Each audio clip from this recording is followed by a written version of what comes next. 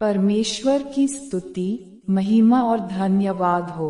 परमेश्वर के वचन के द्वारा परमेश्वर आपको आशीष दे। यीशु के नाम से आमीन। नीतिवचन अध्याय 1। नीतिवचन का महत्व।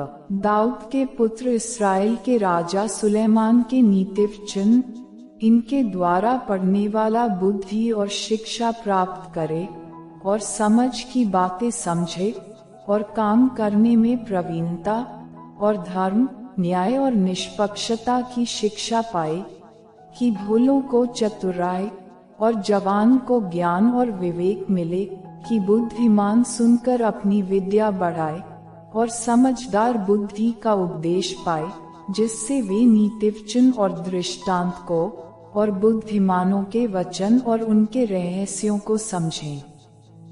युवकों को सलाह। यहोवा का भय मानना बुद्धि का मूल है। बुद्धि और शिक्षा को मूल ही लोग तुच्छ जानते हैं। हे मेरे पुत्र, अपने पिता की शिक्षा पर कान लगा और अपनी माता की शिक्षा को न त्याज, क्योंकि वे मानो तेरे सिर के लिए शोभायमान मुकुट और तेरे गले के लिए कंठमाला होगी।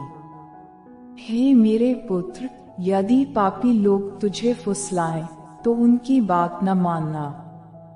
यदि वे कहें, हमारे संग चल कि हम हत्या करने के लिए घात लगाएं, हम निर्दोषों की ताक में रहें, हम अधोलोक के समान उनको जीवता, कब्र में पड़े हुओं के समान समूचा निगल जाएं।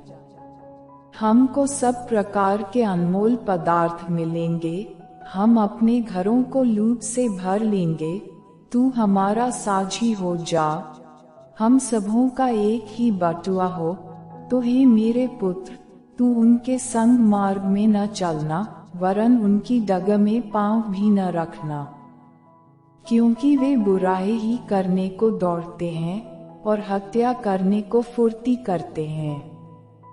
क्योंकि पक्षी के देखते हुए जाल फैलाना व्यर्थ होता है, और ये लोग तो अपनी ही हत्या करने के लिए घात लगाते हैं और अपने ही प्राणों की घात में रहते हैं। सब लालचियों की चाल ऐसी ही होती है, उनका प्राण लालच ही के कारण नष्ट हो जाता है।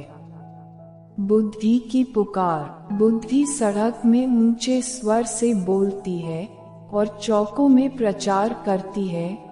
वह बाजारों की भीड़ में पुकारती है, वह फाटकों के बीच में और नगर के भीतर भी ये बातें बोलती है। हे भोले लोगों, तुम कब तक भोलेपन से प्रीति रखोगे? हे ठट्ठा करने वालों, तुम कब तक ठट्ठा करने से प्रसन्न रहोगे? हे मूर्खों, तुम कब तक ज्ञान से बैर रखोगे? तुम मेरी डांट सुनकर मन फिराओ।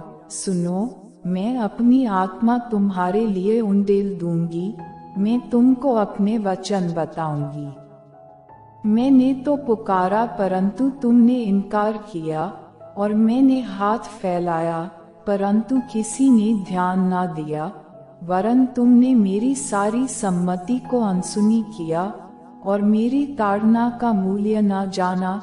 इसलिए मैं भी तुम्हारी विपत्ति के समय हंसूंगी, और जब तुम पर भय आ पड़ेगा, वरन आंधी के समान तुम पर भय आ पड़ेगा, और विपत्ति बवंडर के समान आ पड़ेगी, और तुम संकट और सकेती में फंसोगे, तब मैं ठट्ठा करूंगी।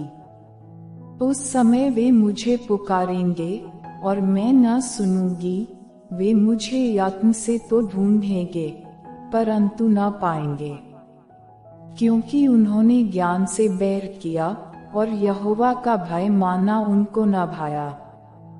उन्होंने मेरी सम्मति न चाही, वरन मेरी सब ताड़नाओं को तुच्छ जाना।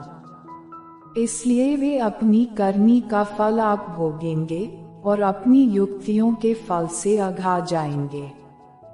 क्योंकि भोले लोगों का भटक जाना उनके घात किए जाने का कारण होगा, और निश्चिंत रहने के कारण मूढ़ लोग नष्ट होंगे। परंतु जो मेरी सुनेगा वह निडर बसा रहेगा और बेखटके सुख से रहेगा। नीतिवचन अध्याय 2। बुद्धि का नैतिक लाभ। हे मेरे पुत्र, यदि तू मेरे वचन ग्रहण करे और मेरी आज्ञाओं को अपने हृदय में रख छोड़े और बुद्धि की बात ध्यान से सुने और समझ की बात मन लगाकर सोचे और प्रवीणता और समझ के लिए अति यत्न से पुकारे और उसको चांदी के समान ढूंढे और गुप्त धन के समान उसकी खोज में लगा रहे, तो तू यहोवा के भय को समझेगा और परमेश्वर का ज्ञान तुझे प्राप्त होगा। क्योंकि बुद्धि यहोवा ही देता है, ज्ञान और समझ की बातें उसी के मुंह से निकलती हैं। वह सीधे लोगों के लिए खरी बुद्धि रख छोड़ता है, जो खराई से चलते हैं उनके लिए वह ढाल ठहरता है। वह न्याय के पथों की देखभाल करता और अपने भक्तों के मार्ग की रक्षा करता है। तब तू धर्म और न्याय और निष्पक्षता को, अर्थात सब भली भली चाल को समझ सकेगा। क्योंकि बुद्धि तो तेरे हृदय में प्रवेश करेगी और ज्ञान तुझे सुख देने वाला लगेगा, विवेक तुझे सुरक्षित रखेगा और समझ तेरी रक्षक होगी, ताकि तुझे बुराई के मार्ग से और उलटफेर की बातों के कहने वालों से बचाए, जो खराई के मार्ग को छोड़ देते हैं, ताकि अंधेरे मार्ग में चलें, जो बुराई करने से आनंदित होते हैं और दुष्ट जन की उलटफेर की बातों में मगन रहते हैं, जिनकी चाल चलन टेढ़ी मेढ़ी और जिनके मार्ग बिगड़े हुए हैं। तब तू पराई स्त्री से भी बचेगा, जो चिकनी चुपड़ी बातें बोलती है और अपनी जवानी के साथी को छोड़ देती और जो अपने परमेश्वर की वाचा को भूल जाती है। उसका घर मृत्यु की ढलान पर है और उसकी डगरें मरे हुओं के बीच पहुंचाती हैं।